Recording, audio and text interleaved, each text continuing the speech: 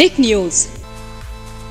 नमस्कार, आपके साथ मैं हूं ऋतिक सविता। स्वागत है आपका टिक न्यूज की खास पेशकश आज की बात में। और आज की बात में हम चर्चा करने वाले हैं गुजरात चुनाव को लेकर।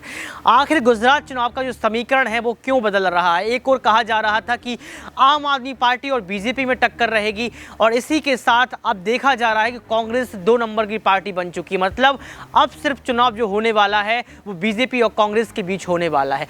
यहाँ पर आप देखिए, आम आदमी पार्टी ने एक बड़ा खेला था कि एक इसुदान गढ़वी का चेहरा सीएम चेहरा के तौर पर साबित करके। आप ये सोचिए, पंजाब में क्या हुआ था। पंजाब में भी उन्होंने ऐसा ही किया था कि जनता से राय मांगी थी और जनता ने अपना सीएम चुन लिया था, वो थे भगवंत मान। ऐसा ही चेहरा चुन लिया गया इसुदान गढ़वी का गुजरात के लिए। लेकिन ये देखा जा रहा है कि इसुदान गढ़वी सिर्फ ओबीसी वोट बैंक को ही मायने रखते हैं, ओबीसी वोट बैंक को ही जुटा सकते हैं।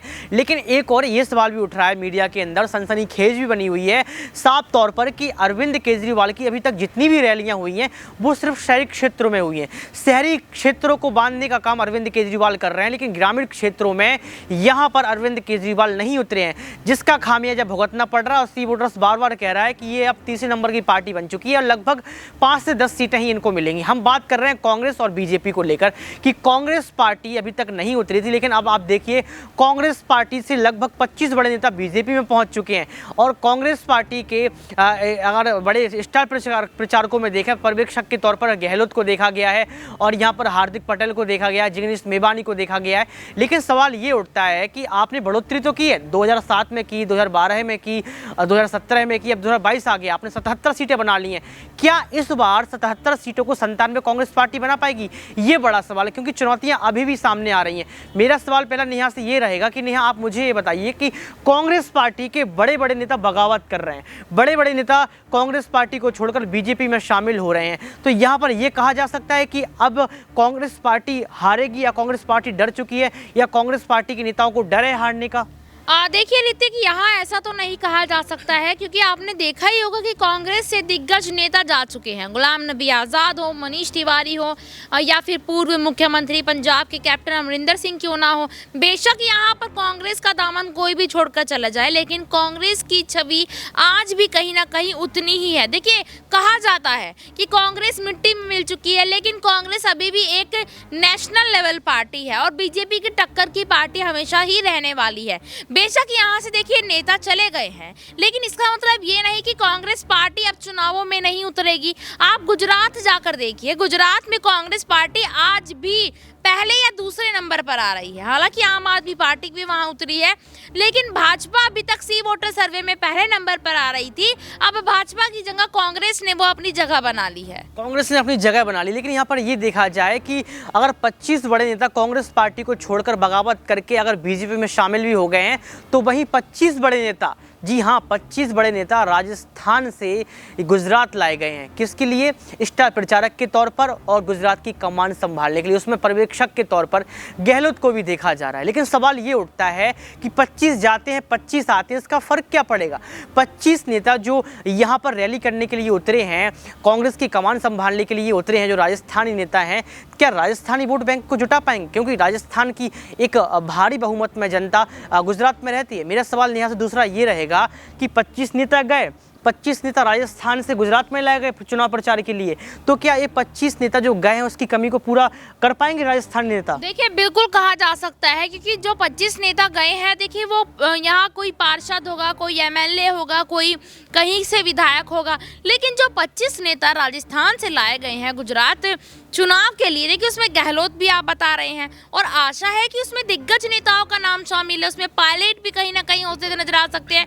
तो ये जो 25 नेता चुने गए हैं गुजरात के लिए, काफी दिग्गज नेता है, और कहीं ना कहीं ये जो 25 गए हैं उनके बदले में जो 25 आए हैं, ये ज्यादा मेहनत कर दिखाएंगे गुजरात में। ज़्यादा मेहनत कर दिखाएंगे गुजरात में। लेकिन गुजरात में ये देखना होगा कि कांग्रेस पार्टी की हार नहीं क्या कहा जा सकता है, कांग्रेस पार्टी आगे बढ़ रही है।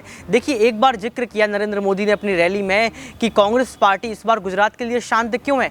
कहीं ना कहीं इनकी सीक्रेट प्लान तो चल ही रहे होंगे, और इस सीक्रेट प्लान का एक हिस्सा बन गया ये 25 नेता जो राजस्थान से गुजरात में लाए गए हैं। भले ही बगावत का जो सिलसिला है वो बराबर रहा हो, लेकिन यहाँ पर सवाल ये उठता है कि सिंधिया कहीं ना कहीं गुजरात में आ सकते हैं।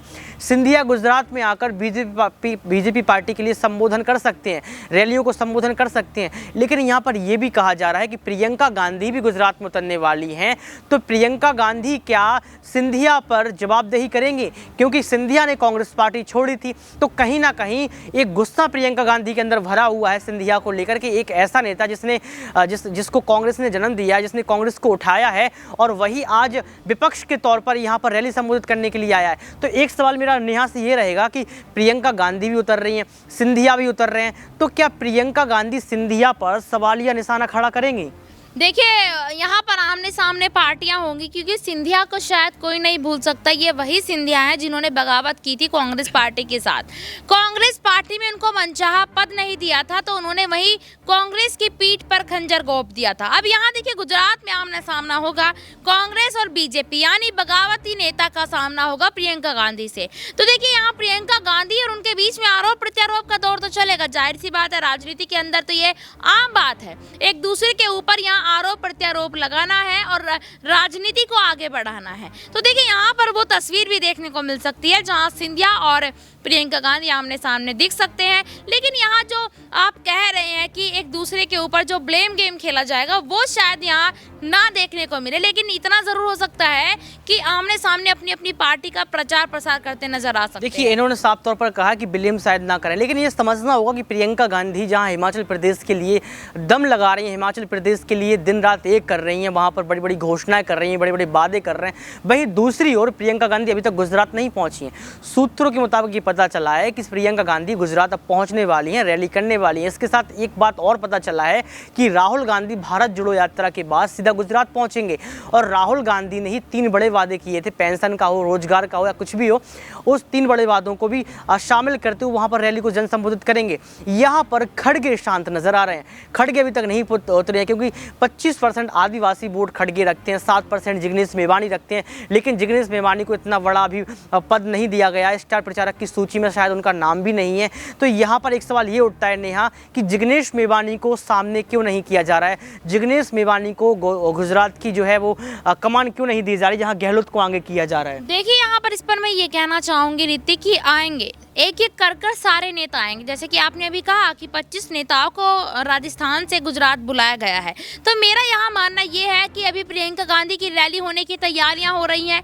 राहुल गांधी भारत जोड़ो यात्रा के दौरान यहाँ पर आएंगे, और यहाँ अध्यक्ष तो पहले से ही मौजूद हैं, तो कन्हैया कुमार और जिग्नेश मेवानी को भी यहाँ पर उतारा जाएगा, लेकिन थोड़ा सब्र करने की जरूरत है। हाँ, एक सवाल और रहेगा इसमें, मैं समझ गया आपकी बात और जनता भी समझ गई होगी। मेरा सवाल ये रहेगा कि आपने भारत जोड़ो यात्रा का जो है जिक्र किया अभी अपने जवाब में, तो मैं आपसे ये पूछूंगा कि भारत जोड़ो यात्रा का फर्क क्या गुजरात चुनाव में पड़ेगा? बिल्कुल पड़ेगा। यहाँ गुजरात नहीं, आप 2024 के लोकसभा चुनाव पर भी इसका असर पड़ता नजर आएगा, और 2023 में राजस्थान, छत्तीसगढ़ और मध्य प्रदेश का चुनाव है, उन पर भी पड़ता नजर आएगा। एक लास्ट सवाल नेहा आपसे और लेंगे कि आपको क्या लगता है, कांग्रेस पार्टी आपने कहा कि दूसरे नंबर की सबसे बड़ी पार्टी गुजरात में साबित हो रही है, आम आदमी पार्टी का तो 15 और 20 पे सिमट ही जाना है, ये जनता भी कह रही है, सूत्रों के मुताबिक भी पता चल रहा है। और अरविंद केजरीवाल जहां भविष्यवाणी कर देते थे पंजाब के लिए, इस बार उन्होंने कुछ भविष्यवाणी नहीं की है, सिर्फ ये कहा है कि जो कांग्रेस पार्टी है वो सिर्फ 5 सीटों पर सिमट जाएगी। मेरा लास्ट सवाल नेहा आपसे यही रहेगा कि